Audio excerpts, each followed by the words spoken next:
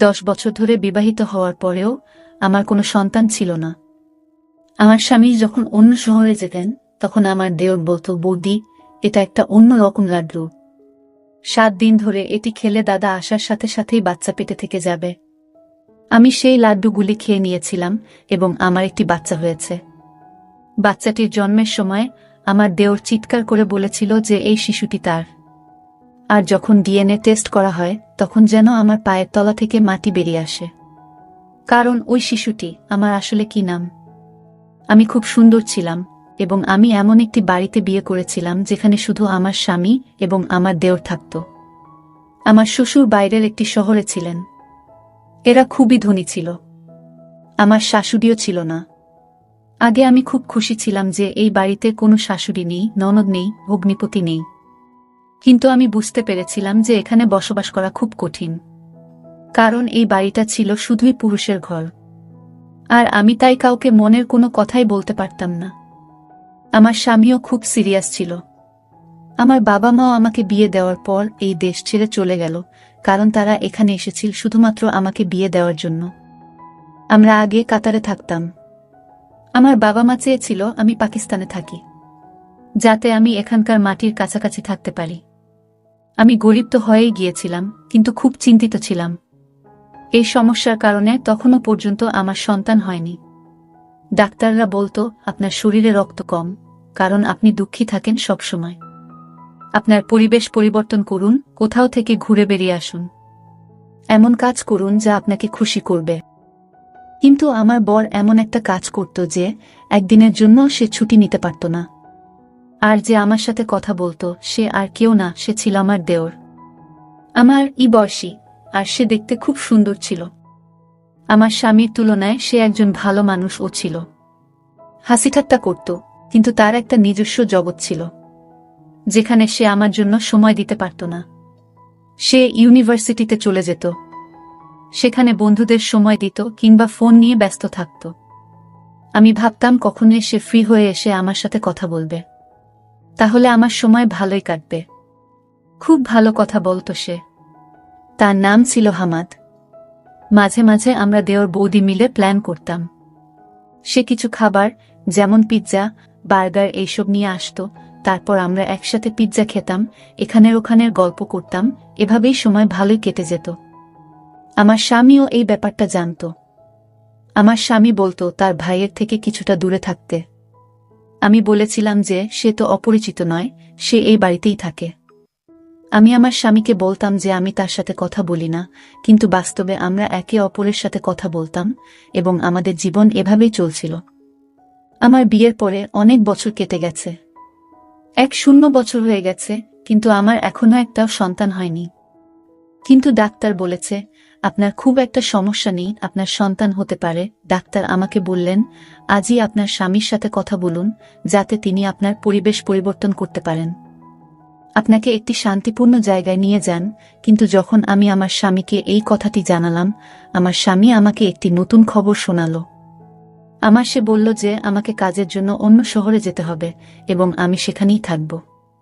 9 বা 10 মাসের জন্য হতে পারে। সে যখন কথা বলল, তারপরে আমি কি বলবো, কারণ এটাই ছিল আমার স্বামীর শেষ কথা।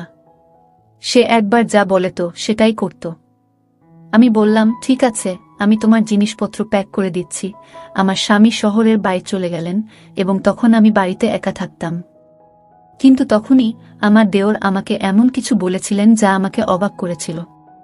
কিন্তু যাওয়ার সময় আমার স্বামী আমাকে বলে, আমি দোকানদারকে বাড়ির নম্বর দিয়েছি। তোমার যদি কোনো কিছুর প্রয়োজন হয় তবে দোকানে ফোন করে দিলে সেই জিনিসগুলো বাড়িতে পৌঁছে যাবে। আমি বললাম জিনিস অর্ডার করার কি দরকার, হামাদ নিয়ে আসতে পারবে। তখন আমার স্বামী বলেছিলেন তোমাকে তার কাছে কিছু চাইতে হবে না, এমনকি তার সাথে কথাও বলতে হবে না। সে তার কাজ করুক, তুমি নিজের কাজ করো।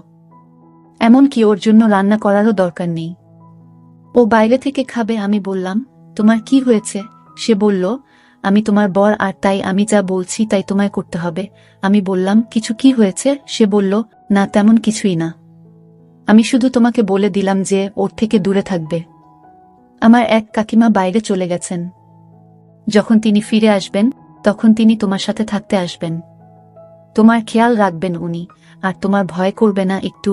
আশ্চর্য ব্যাপার হলো, আমার স্বামী চলে যাওয়ার আগে আমার দেওরের সাথে দেখাও করেনি। হয়তো ভাইদের মধ্যে কিছু রাগের কারণ ছিল, কিন্তু এমন তো কখনো ঘটেনি, কারণ আমার দেওর একদিন আমার জন্য একটি লাড্ডু নিয়ে এল।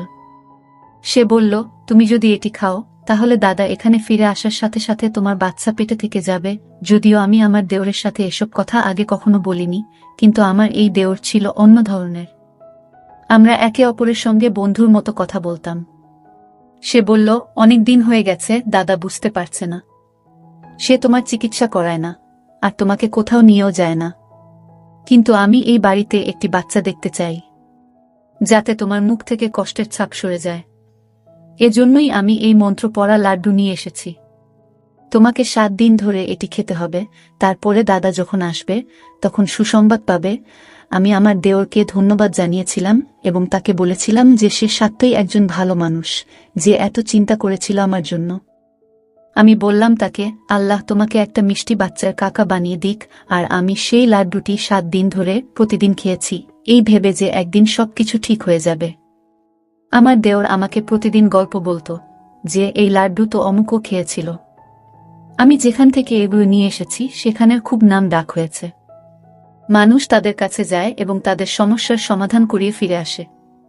বৌদি, তোমার সমস্যারও সমাধান হবে। আমি প্রার্থনাও করেছি, কিন্তু আমার দেওর আমাকে বলেছিল যে তোমার স্বামীকে এই বিষয়ে কিছুই জানাতে হবে না, কারণ সে এই ধরনের জিনিসে বিশ্বাস করে না।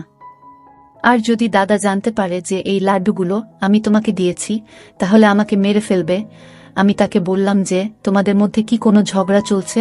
সে বলল, না, কোনো ঝগড়া নেই। দাদা যেখানে গেছে আমাকেও সেখানে সে পাঠাতে চেয়েছিল, কিন্তু আমি যাইনি। সেজন্য আমার উপর রেগে আছে। আমি বললাম যে এত ছোট ব্যাপার। তোমার দাদা তো এমন ভাবে রেগেছিল যেন তোমার সাথে তার মৃত্যু হলেও কোনো সম্পর্ক সে রাখবে না। সে বলল, হ্যাঁ, ব্যাপার এটুকুই যে সে সাথে সাথে রেগে যায়। কিন্তু সেই দিনগুলিতে আমি আমার দেওরের মধ্যে আরও একটি জিনিস লক্ষ্য করেছি, যা সে আগে কখনো করত না, আর তা হলো সে এখন গভীর রাতে বাড়িতে আসে। আমি একা ছিলাম, তাই আমি ওকে বললাম তাড়াতাড়ি আসতে। আমার মনটা কেমন একটা করে। 7 দিন ধরে আমি সেই লাড্ডু খেয়েছি, আর সে বলল, বৌদি আমি তাড়াতাড়ি আসার চেষ্টা নিয়েছি, কিন্তু কাজটাই এমন। ওকে বললাম যে তোমার জন্য লাড্ডু এসো, তবেই তো বাড়ি। তোমার সাথে আমার জরুরি কাজ, তার জন্য আমাকে সেখানে বসে। আর আমার মনও ভালো নেই। 7 দিন ধরে আমি সেই লাড্ডু খেয়েছি, আর হলে আমি তোমাকে আমার স্বামীকে এখানে ডেকে, কারণ আমার এখানে অনেক কাজ আছে। ওকে বললাম যে তুমি এখানে চলে এসো, আমার তোমাকে দরকার। আমার সাথে আমার জরুরি কাজ আছে। এলো আমি অবাক, আমার মনে যে সে আমার দেওরকে বলা একবার। স্বামী বলল, ঠিক আছে, তাহলে সে এমন ভাবে পাশ দিয়ে চলে গেল যেন সেখানে কেউ বসে। অনেক কাজ আছে। আমি বেশ অবাক হয়েছি। আসো, আমার তো কারণ আমার স্বামী আসা। স্বামী যখন এলো বলছিল আমি অবাক হয়ে দেখলাম অবশ্যই আমার দেওরকে গলায় একবার সবকিছু ঠিক হয়ে যাবে, কিন্তু সে এমন ভাবে পাশ দিয়ে চলে গেল যেন সেখানে আমার স্বামী আমাকে তার সাথে অন্য শহরে। আমি বেশ অবাক হয়ে গেলাম। আমি সেখানে, কারণ আমার স্বামী আসার আগে আমার দেওর আমি থাকতে দাদা 1 মাস অবশ্যই আমাকে জানতে পারলাম যে আমি সবকিছু ঠিক হয়ে যাবে, কিন্তু এটা যেন মৃত্যু মুখে কোনো মানুষ জীবন ফিরে। আমার স্বামী আমাকে তার সাথে বিয়ের 1 বছর পর এমন খবর পাওয়া ছোট কথা নয়। এখানে আমি থাকতে মাত্র 1 মাস হলো, কিন্তু দেওরে দেওয়া লাগলাম যে আমি গর্ভবতী। শুধু বললাম সন্তান না হওয়া কোনো মানুষ জীবন ফিরে বিছানায় থাকবো। আমার স্বামী 1 বছর পর এমন খবর। আমি যখন আমার দেওরকে ফোন করলাম তখন তার নাম্বার বন্ধ ছিল, কিন্তু দেওরের বাড়ির ফোন নাম্বারে কল করলে চাকর ফোনটা শুধু বললাম সন্তান না হওয়া পর্যন্ত আমরা একই বিছানায় থাকব। ফোনটা হারিয়ে গেছে। আমার স্বামীও খুব খুশি। আমি আমার দেওরকে আমার দেওরকে ফোন করলাম, কিন্তু ওর জন্য একটা মেসেজ অবশ্যই করে রাখলাম। আমি বাড়ির ফোন নাম্বারে কল করলে চাকর ফোনটা তুলে বলল, ছোট। আমার স্বামী বলল, তুমি কাকে মেসেজ? আর ওর ফোনটা হারিয়ে গেছে। আমি বললাম, অবশ্য আমি আমার দেওরকে এটা বলতে পারলাম না। বর বলল, কোনো দরকার নেই, কিন্তু ওর জন্য একটা মেসেজ অবশ্যই করে রাখলাম। এটা কেন বলছো? যে ও আমার স্বামী বলতো যে ব্যবসায় অনেক ক্ষতি করে। আমার স্বামী বলল, আমি তার সাথে মেসেজ করে দিয়েছি। আমি বললাম, তাকে তার জমির অংশ দেওয়া হয়েছে এবং বর বলল সে তার অংশ নেই থেকে বেঁচে থাকবে। এটা কেন আমাদের কোনো? আমার স্বামী বলল যে সে ব্যবসায় অনেক ক্ষতি, সে মারা যাওয়ার আগে আমি তার সাথে সব সম্পর্ক শেষ করে দিয়েছিলেন, আর তুমি তাকে এই জমির অংশ দেওয়া হয়েছে।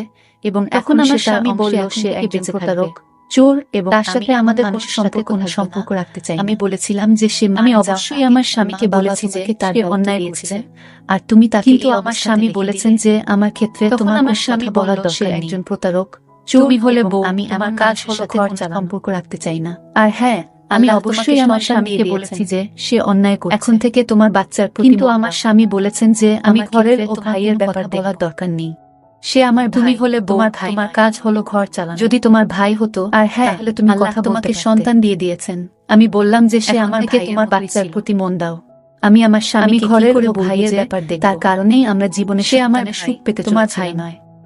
কিন্তু যদি তোমার ভাই আমাকে এসব বলতে, তাহলে তুমি কথা বলতে পারতে। তাই আমি চুপ করে রইলাম। আমি বললাম যে সে আমার ভাই, সত্যি বলছে কি? তারপর আমি আমার স্বামীকে আমার করে বলছে করার কারণেই আমরা জীবনে সন্তানের সুখ পেতে। আমার স্বামী এটা বারণ করত, কিন্তু আমার দেওর আমাকে এসব বলতে নিষেধ করে কেনাকাটায়। তাই আমি চুষিতে এতটাই ব্যস্ত ছিলাম যে সত্যি বলতে কারো কথা ভাবি। আমি আর সময় পাইনি। আমার আল্লাহ আমাকে একটি সুন্দর ছোট ছেলে দিলেন। প্রথমত আমার স্বামীকে পেয়ে আমি খুব খুশি হয়েছি, এবং দ্বিতীয়ত আমি দিন রাত যেন তার কেনাকাটায় ব্যস্ত এবং খুশিতে এতটাই ব্যস্ত ছেলের যখন 2 মাস আমি কারো কথা ভাবি। আমি আমার স্বামীকে বলেছিলাম যে আল্লাহ আমাকে একটি সুন্দর ছোট ছেলে দিলেন, কারণ আমি তাকে পেয়ে আমি তোমাকে খুশি হয়েছি এই বাচ্চাকে নিয়ে, আর আমি দিন রাত যেন তাকে নিয়ে ব্যস্ত। এবার আমাদের বাড়িতে থাকবো। ছেলের যখন আমার স্বামী বলল, তখন আমি আমার স্বামীকে বলেছিলাম যে অবশ্যই আমরা এবার বাড়ি ফিরে যাব, আর আমার ভাই এলে তাকে সেই বাড়িতে তার ভাগের যত টাকা এই বাচ্চাকে তত টাকা দিয়ে দেব। থাকতে চাই না। আমি বললাম এবার আমাদের বাড়িতে থাকবো, কিন্তু এবার আমি ঘরে যাব। আমার স্বামী বলল আসলে আমি আমার বাচ্চাকে তার প্রিয় কাকার সাথে দেখা করতে চেয়েছিলাম, আর আমার ভাই এলে কিন্তু আমাদের বলা হয়েছিল যে বাড়ি বন্ধ আর আমার টাকা দিয়ে দেব।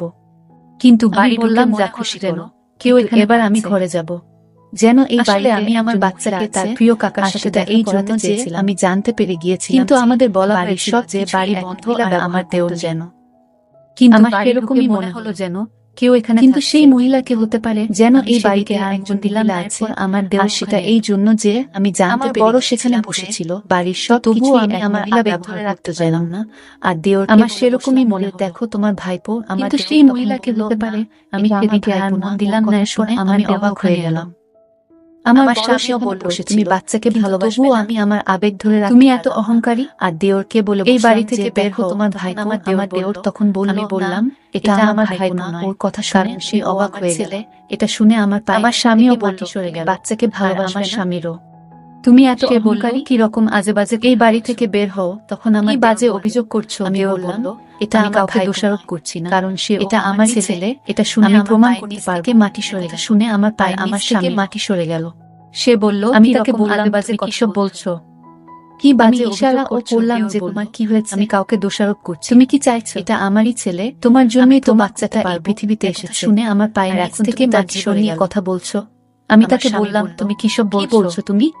আমি ইশারা ও করলাম যে তোমার কি হয়েছে? আমি যখন এখানে ছিলাম না তুমি কি হয়েছিল? আমি আমার স্বামী তো বাচ্চাটা এই পৃথিবীতে এসেছে, এমন কিছু ঘটে, এখন তুমি তার জীবন নিয়ে, আমি মাত্র 7 দিন তার আনা লাড্ডু খেয়েছি। কি বলছো তুমি? তারপরেই আমাদের সন্তান এই পৃথিবীতে এসেছে। আমি স্বামী আমার দেওরের ঘাট চেপে ধরেছিল। কি করেছো? আমি আমার স্বামীকে এই লাড্ডুতে বলেছি মিশিয়েছিলে, এমন কিছু ঘটেনি। এতে তুমি অজ্ঞান হও। আমি মাত্র স্বাদ মিশিয়ে তার আনা লাড্ডু খেয়েছি। আমার এখানে না থাকার পরেই আমাদের সন্তান জঘন্য কাজ করনি তো তুমি? আমার স্বামী অদ্ভুত চেপে ধরেছিল। কি করেছো? আমি তো শুনে লজ্জায় ঘেন্নে মরে মিশিয়েছিলাম। যাকে আমি অজ্ঞান হওয়ার কোনো ওষুধ মিশিয়ে দাওনি, আমার ভাই হিসেবে দেখেছিলাম। আমার এখানে না থাকার সুযোগ আমার সাথে এমন কিছু কাজ করনি তো তুমি? তাহলে তো আমার জীবনটাই অদ্ভুত হয়ে গেল বলছিল, কিন্তু আমি তো শুনে লজ্জায় ঘেন্নায় মরে যাচ্ছিলাম প্রায়। দেওর বলল যাকে আমার ভাইয়ের মতো ভেবেছিলাম, আমি ওকে চিরকাল আমার ভাই হিসেবে দেখেছিলাম। সে বলল সে যদি সত্যি আমার সাথে পরীক্ষা করে থাকে, কিন্তু আমরা তাহলে তো আমার জীবনটাই নষ্ট হয়ে গেল। পরীক্ষার আমার হৃদয় যেন জ্বলতে লাগলো। আর যদি ডিএনএ টেস্ট করা হয় তাহলে আমার সন্তান হবে। আমি ওকে চিরকাল, আমার স্বামী বলেছিল যে সে ডিএনএ পরীক্ষা করাবে, তুমি পরীক্ষা করে নাও, কিন্তু আমরা নিশ্চিত ছিলাম যে শিশুটি আমাদের। পরীক্ষার কোনো প্রশ্নই ছিল না। আর যদি ডিএনএ টেস্ট করাও হয় তাহলে ফলাফল কি হবে?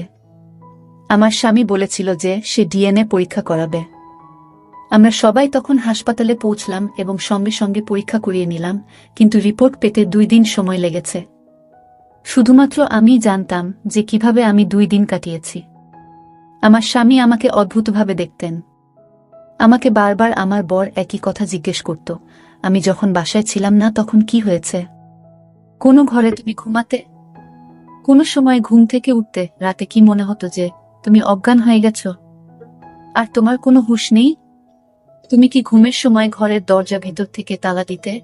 আমি আমার স্বামীর প্রশ্নে বিরক্ত হলাম। আমি তাকে বললাম আমি এমন কিছুই করিনি, কিন্তু ততক্ষণে রিপোর্ট হাতে এসেছে। যখন রিপোর্টের খাম খুলে ফলাফল দেখা গেল, রিপোর্টটি আমার স্বামীর হাত থেকে পড়ে যায়। কারণ রিপোর্ট অনুযায়ী এই শিশুটি আমার স্বামীর নয়, আমার দেওরের। আমি মাটিতে বসে পড়ে কাঁদতে লাগলাম। আমার স্বামী আমার দিক থেকে মুখ ঘুরিয়ে নিল। দেওর বলল, আমি তোমাদের সাথে কিছুই করিনি, তোমাদের আমি সব বলবো। ডাক্তার বৌদিকে বলেছিলেন তোমার এত সমস্যা নেই, চিকিৎসা করা যায়, কিন্তু তোমার স্বামী কখনো তোমার চিকিৎসা করিয়ে দেয়নি, তাই আমি তোমাদের জীবনে সুখ ভরাতে চাই। বৌদি, তোমার চিকিৎসা করাতে চেয়েছিলাম, কিন্তু আমি একটা মেয়ের প্রেমে পড়েছিলাম, তাকে বিয়ে করেছিলাম, তাই টাকা চুরি করেছিলাম। কারণ সে খুব অসুস্থ ছিল, কিন্তু তারপরও সে আমাদের সন্তানকে জন্ম দিতে চেয়েছিল। আমার সাথে দাদার ঝগড়া হলো, আর এই কারণে দাদা আমার থেকে সবকিছু কেড়ে নিল।